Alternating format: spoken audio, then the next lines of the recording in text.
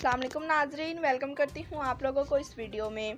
Video की तफसील में जाने से पहले आप लोगों से एक छोटी सी रिक्वेस्ट है। अगर हमारे चैनल पर न्यू हैं तो चैनल को सब्सक्राइब करें, लाइक करें और बेल को प्रेस कर दें। मुत्तहिदा अरब अमारात अबू ज़हबी की हुकूमत ने काम की जगह पर सख्तियों के हवाले से नरमी कर दी।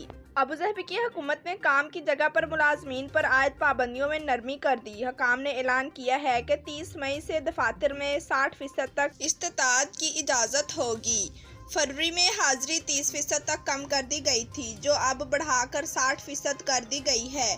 मंगल को Abu Dhabi emergency crisis and disaster committee ने काम की जगह पर हाजिरी में मुलाजमीन की तादाद 60 इजाफी किया है। कमेटी ने 60 साल या इससे ज़्यादा उम्र के मुलाजमीन के लिए या जिनमें महलक बीमारियां हों के लिए घर से काम करने की इजाज़त दी है।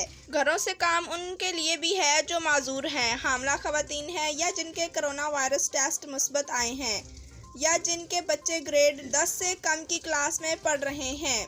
गैर मुकाबिल मुलाजमीन को हफ्तावार टेस्ट कराना चाहिए, जबकि वो टीके लगाने वाले जिनको कम से कम 28 दिन पहले अपनी दूसरी खुराक मिली है वो लाजमी तौर पर माहाना टेस्ट करें ताकि वो काम की जगह में दाखिल होने के अहल हों। जिन अफराद को वैक्सीन दिए गए हैं, जिनके अल हसन एप्लीकेशन पर गोल्डन स्टार या ई निशान हों, वो इन टेस्टों से मुस्तस्ना हैं।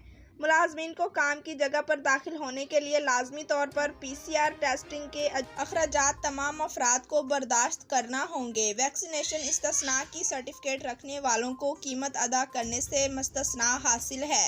जी तो नाजरीन, वीडियो देखने का शुक्रिया। अल्लाह हाफिज़।